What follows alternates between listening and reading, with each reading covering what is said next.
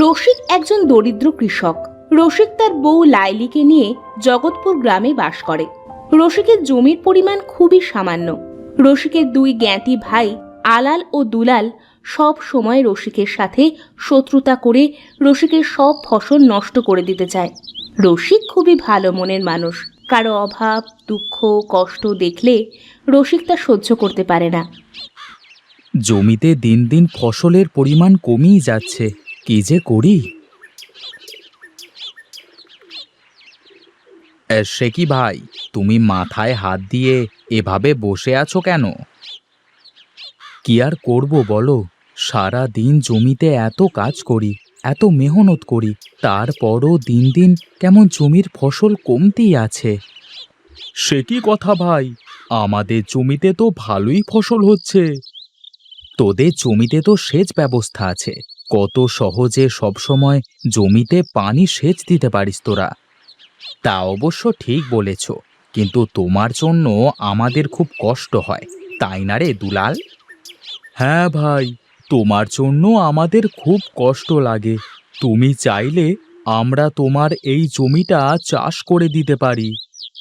আরে না না, এ যে আমার বাপদাদার একমাত্র স্মৃতি, এই জমিটুকু আমি নিজেই চাষ করব। ঠিক আছে করো, কিন্তু পরে আবার বলো না যে আমরা তোমাকে কোনো সাহায্য করতে চাইনি। হাজার হলেও তুমি আমাদের জ্ঞাতি ভাই তো।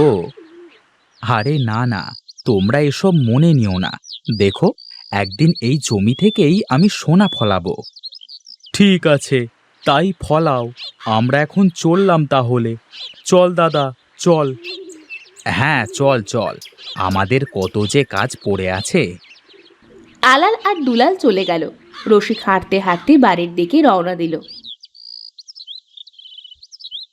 কই গো গিন্নি, কোথায় গেলে গো? আমি এখানে। ওখানে বসে কি করো? বাড়ির উঠানে এত জায়গা পড়ে থাকে, তাই আমি এখানে কিছু লাউয়ের বীজ বুনে দিলাম। বাহ, বেশ বেশ, এই বুদ্ধি তো আমার মাথায় আসেনি। তা কেন আসবে? তুমি তো আছো শুধু তোমার বাপ দাদার ওই এক টুকরো জমি নিয়ে। বলি, ও জমিতে কোনো ফসল কি ভালো ফলন হবে কখনো? ও কথা বলো না গিন্নি, সামনে শীতের মৌসুম আসতেছে, সহজে জমিতে পানি উঠবে না। দেখি কি ফসল চাষ করা যায়। হ্যাঁ, তুমি তাই ভাবতে থাকো। আমাকে এক গ্লাস পানি দাও দেখি, মাঠে হাঁটতে হাঁটতে কেমন গলাটা শুকিয়ে গেছে।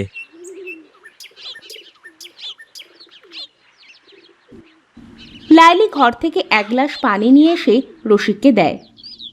এই নাও। বুঝেছ গিন্নি, আলাল আর দুলাল আমার সাথে মশকরা করে। ওরা মনে করে আমি বোধহয় ওদের চাটুকারিতা কিছুই বুঝি না। ওরাই তো যত নষ্টের মূল। ওদের জন্যই তো আজ আমাদের এই অবস্থা। ও কথা বলো না গিন্নি, যে যেমন কর্ম করবে তাকে তেমন ফল অবশ্যই পেতে হবে। তা তোমার কি রান্না শেষ হয়েছে? ভাত রান্না হয়ে গেছে, তরকারি কেটে রেখেছি, এখন রান্নায় বসতে হবে। তাহলে তুমি রান্নাটা শেষ করো, আমি একটু ওপাড়া থেকে কর্তামশাইয়ের কাছ থেকে কিছু পরামর্শ নিয়ে আসি। ঠিক আছে, তবে তাড়াতাড়ি এসো কিন্তু। আমার তরকারি রান্না করতে বেশি সময় লাগবে না কো। রসিক হাঁটতে হাঁটতে কর্তামশাইয়ের বাড়ির দিকে যেতে থাকে। যেতে যেতে রসিক দেখে কর্তামশাই রাস্তায় দাঁড়িয়ে আলাল ও দুলালের সাথে কি নিয়ে যেন কথা বলতেছে। রসিক দূর থেকে দেখে একটা গাছের আড়ালে লুকিয়ে পড়ে। আলাল আর দুলাল কথা বলা শেষ করে চলে গেলে রসিক এক পা দুপা করে কর্তামশাইয়ের দিকে আগায়। কিরে রসিক, কোথায় চললি এই সকাল সকাল? আগে কর্তামশাই, আপনার কাছেই যাচ্ছিলুম, তা আপনাকে যখন পথেই পেয়ে গেলাম, এখানেই শেষ করি। যা বলবি একটু তাড়াতাড়ি বল বুঝলি, আমি একটু গঞ্জে যাওয়ার জন্য বের হয়েছি। তোর কর্তামা বায়না ধরেছে গঞ্জের ওই মিষ্টি পান খাবে। তা আপনি কষ্ট করবেন কেন কর্তামশাই? আমি গিয়ে এনে দিচ্ছি। আরে না না, তাহলে যে তোর কর্তামা আমাকে আর আস্ত রাখবে না। কেন কেন কর্তামশাই? এই পাগলটারে কি করে বোঝাই? ওরে, ঘরে কি তোর কথা চলে নাকি তোর গিন্নির কথা চলে? এবার বুঝেছি কর্তামশাই।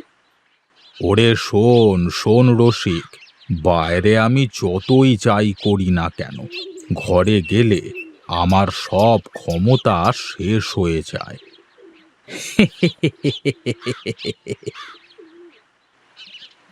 ওরে হাসিস নে হাসিস নে, সব পুরুষের ওই একই সমস্যা, সবাই ঘরে বাঁধা।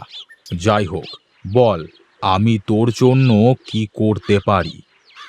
আসলে কর্তামশাই, আমার খবর সবই তো জানেন। আসছে শীত মৌসুমে আমার জমিতে কি ফসলের আবাদ করা যায়, আপনি যদি একটু বলতেন। তোর জমি তো অনেক নিচু, হালকা বৃষ্টিতেই পানি জমে যায়। তার উপর তোর আবার ওই দুই একবারে বদমাইশ জ্ঞাতি ভাই আছে। ওদের কথা আর বলেন না কর্তামশাই। আমার কাছে এসেছিল দুটো, কি সব বলে গেল। আমি এক কান দিয়ে শুনে অন্য কান দিয়ে বের করে দিলাম। এখন আমি কি করব, আমাকে একটু বলেন দেখি। ঠিক আছে, আমার মাথায় থাকলো। এখন যাই, দেরি হয়ে গেল, গঞ্জে আবার ভিড় জমে যাবে। তুই কাল সকালে একবার আমার সাথে দেখা করিস, কেমন? আগে কর্তামশাই, ঠিক দেখা করব। কর্তামশাই গঞ্জের দিকে রওনা দেয়। রসিক আবার বাড়ির দিকে ফিরতে শুরু করে। রসিক কর্তামশাইকে খুব বিশ্বাস করে। কর্তামশাই খুব ভালো মানুষ, সে কাউকে খারাপ বুদ্ধি দেয় না। সবাই কর্তামশাইয়ের বুদ্ধি নিয়ে গ্রামের সব কাজ করে বলে সবাই ভালোবেসে তাকে কর্তামশাই বলেই ডাকে।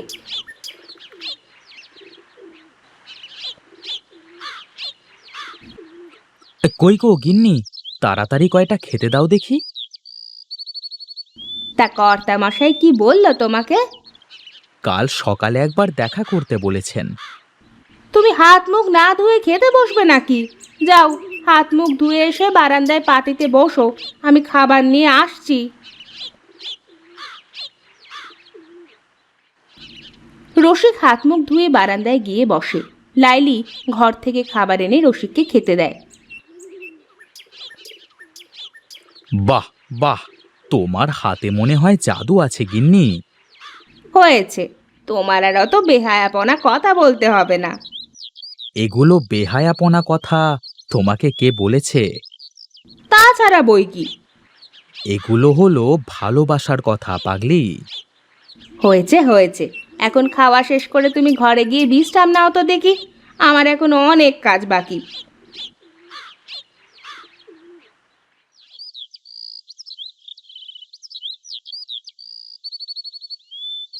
গিন্নি, আমার গামছাখানা দাও দেখি, কর্তামশাইয়ের সাথে দেখা করে আসি। লাইলি ঘর থেকে গামছা নিয়ে এসে রসিককে দেয়। এই নাও, ভালো করে শুনে এসো কি বলে। ঠিক আছে গিন্নি, আমি এই যাব আর এই আসব।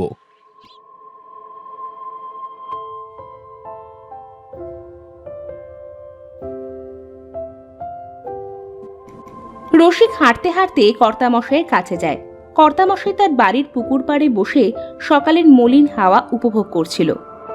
কি রে রসিক, এসেছিস তুই?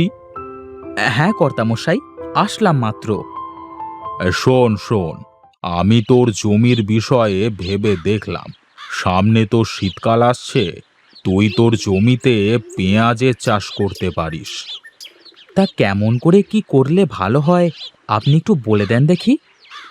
এই শোন, আগে জমিটা ভালো করে চাষ দিবি, তারপর বাড়িতে পেঁয়াজের চারা বানাবি।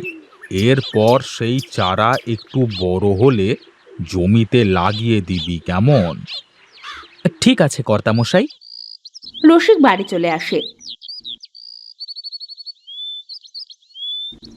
কি গো, কর্তামশাই কি বললো? পরে বলবো সব, এখন দেখি কোদালটা দাও দেখি। লাইলি কোদালটা দেয়। রসিক জমিতে গিয়ে কুপিয়ে চাষ দিয়ে আসে।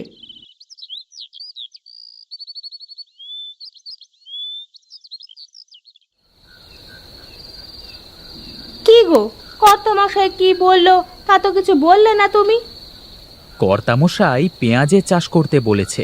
এই নাও, এই বীজগুলো ভিজিয়ে রাখো দেখি একটা কাপড়ে করে। লাইলি পেঁয়াজের বীজগুলো কাপড়ে মুড়ে ভিজিয়ে রাখে। কই গো গিন্নি, বীজগুলো দাও দেখি।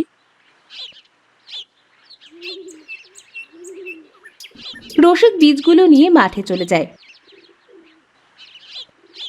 আর জমির এক কোণে বুনে দিয়ে আসে। জমিতে পেঁয়াজ হবে তো, নাকি শুধু শুধু এত কষ্ট করা বৃথা হবে? না গিন্নি, এবার দেখো জমিতে সোনা ফলবে। ঠিক আছে, দেখি কেমন সোনা ফলে। আস্তে আস্তে চারাগুলো বড় হতে থাকে। এবার বোধ হয় জমিতে সোনা ফলতে চলেছে বউ। তা পেঁয়াজ কি তোলার সময় হয়ে গেল? হ্যাঁ গো গিন্নি, আজই পেঁয়াজ তুলতে যাব।